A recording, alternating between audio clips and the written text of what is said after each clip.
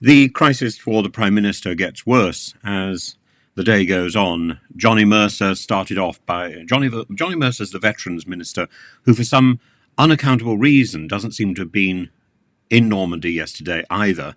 Or if he was, he left early too.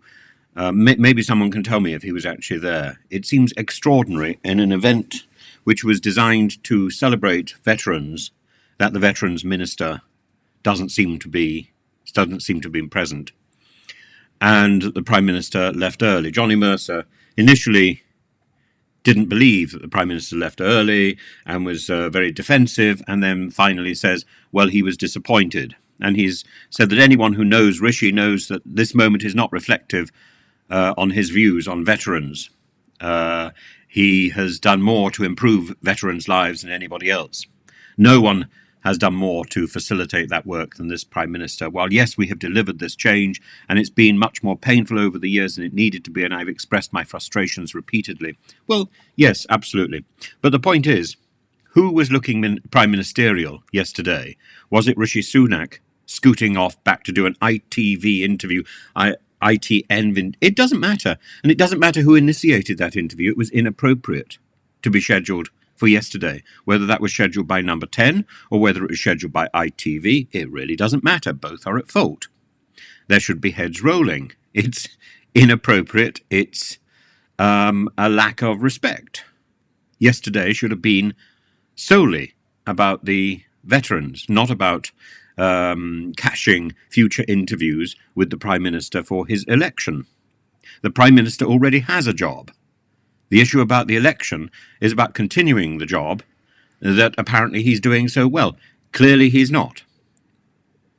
If he can't do the job he's doing in the last month of his time, then he doesn't deserve to be re-elected to it. That's the nasty truth. He doesn't deserve to have this job after the general election. It's got nothing to do with whether we elect a Conservative government or a Labour government or a Reform government or a Lib Dem government. Rishi Sunak doesn't deserve to be at the head of any of them. He has demonstrated absolutely that he cannot act as the Prime Minister. He should have been there representing the King in the King's absence. Instead, he scooted off.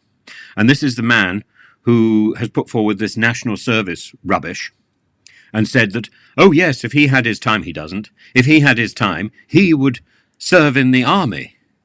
He wouldn't. He can't even find time to salute the army, to look after the affairs of veterans, to care for them in real time. Yeah, fine, spreadsheet, who cares? Delegate it to Johnny Mercer, who has done a sterling job. But it's not enough, is it? The Prime Minister is there to represent us, and he's shirked his duty. And it doesn't really matter why. He has one job, and the issue about the general election is secondary to that. And the person who looked prime ministerial was Keir Starmer, shaking hands with Zelensky yesterday. Zelensky was there, and our Prime Minister couldn't be bothered. What is that? What does that tell you? That he's got more important things to do? Small man. Little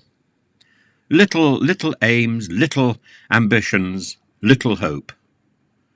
And I think it's now morally expedient, morally appropriate not to vote for him. Doesn't matter who you vote for. Just don't put Rishi Sunak back in number 10 because he doesn't deserve to be there. It's so simple. And this is the demonstration. I don't know how Penny Mordaunt will be able to stand up on a podium and defend Rishi Sunak's actions this evening. I think that would be very interesting. I don't know how any of these people who bluster around. James Cleverly would be another interesting person to watch. These people who bluster around being soldiers. It's not enough when real soldiers were lined up on the beach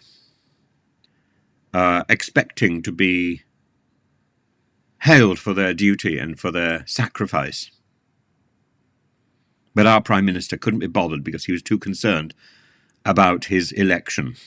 His election. What tosh.